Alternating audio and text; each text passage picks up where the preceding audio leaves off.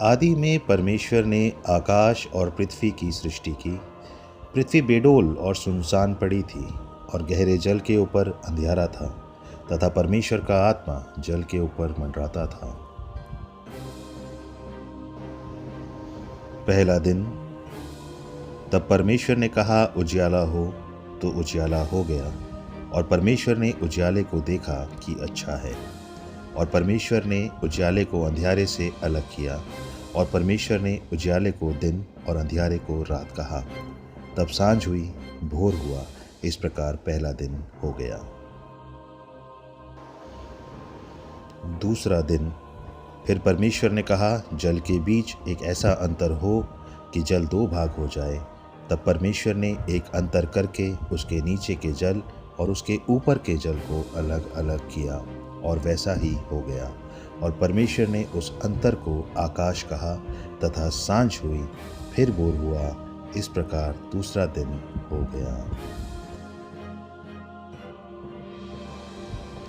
तीसरा दिन। फिर परमेश्वर ने कहा, आकाश के नीचे का जल एक स्थान में इकट्ठा हो जाए और सूखी भूमि दिखाई दे, और वैसा ही हो गया। और परमेश्वर ने सूखी भूमि को पृथ्वी कहा तथा जो जल इकट्ठा हुआ उसको उसने समुद्र कहा। और परमेश्वर ने देखा कि अच्छा है। फिर परमेश्वर ने कहा, पृथ्वी से हरी घास तथा बीज वाले छोटे छोटे पेड़ और फलदायी वृक्ष भी, जिनके बीज उन्हीं में एक एक की जाति के अनुसार होते हैं, पृथ्वी पर उगे, और वैसा ही हो गया। और परमेश्वर ने देखा कि अच्छा है। तथा सांझ हुई, फिर भोर हुआ, इस प्रकार तीसरा दिन हो गया। चौथा दिन। फिर परमेश्वर ने कहा, दिन को रात से अलग करने के लिए आकाश के अंतर में ज्योतियां हों, और वे चिन्हों और नियत समयों और दिनों और वर्षों के कारण हों, और वे ज्योतियां आकाश के अंतर में पृथ्वी पर प्रकाश देने वाली भी ठहरें, और वैसा ही हो गया।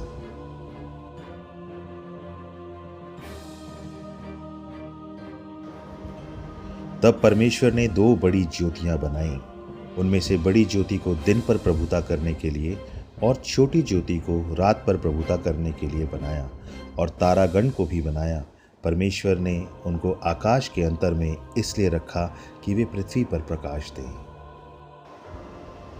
तथा दिन और रात पर प्रभुता करे, और उजियाले को अंधियारे से अलग करे। और परमेश्वर ने देखा कि अच्छा है। तथा सांझ हुई, फिर भोर हुआ, इस प्रकार चौथा दिन हो गया। पांचवा दिन। फिर परमेश्वर ने कहा, जल जीवित प्राणियों से बहुत ही भर जाए, और पक्षी पृथ्वी के ऊपर आकाश के अंतर में उड़ें। परमेश्वर ने यह कहकर उनको आशीष दी, फूलो फलो और समुद्र के जल में भर जाओ, और पक्षी पृथ्वी पर बढ़े। तथा सांझ हुई, फिर भोर हुआ, इस प्रकार पांचवा दिन हो गया।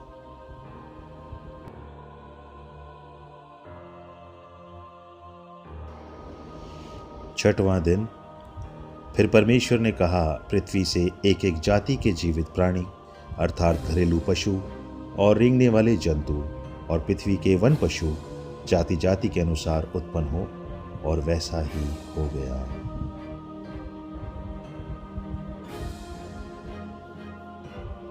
इस प्रकार परमेश्वर ने पृथ्वी के जाति जाति के वन पशुओं को, और जाति जाति के घरेलू पशुओं को, और जाति जाति के भूमि पर सब रेंगने वाले जंतुओं को बनाया।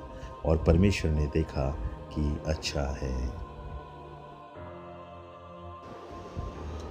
फिर परमेश्वर ने कहा, हम मनुष्य को अपने स्वरूप के अनुसार अपनी समानता में बनाएं, और वे समुद्र की मछलियों और आकाश के पक्षियों और घरेलू पशुओं और सारी पृथ्वी पर और सब रेंगने वाले जंतुओं पर जो पृथ्वी पर रेंगते हैं अधिकार रखें।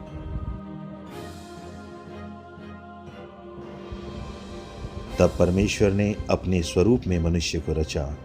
अपने ही स्वरूप में परमेश्वर ने मनुष्य की रचना की, पुरुष और स्त्री के रूप में उसने मनुष्यों की सृष्टि की। और परमेश्वर ने उनको आशीष दी और उनसे कहा, फूलो फलो और पृथ्वी में भर जाओ और उसको अपने वश में कर लो, और समुद्र की मछलियों तथा आकाश के पक्षियों और पृथ्वी पर रेंगने वाले सब जंतुओं पर अधिकार रखो। तब परमेश्वर ने जो कुछ बनाया था सबको देखा, तो क्या देखा कि वह बहुत ही अच्छा है। तथा सांझ हुई, फिर भोर हुआ, इस प्रकार छठवां दिन हो गया।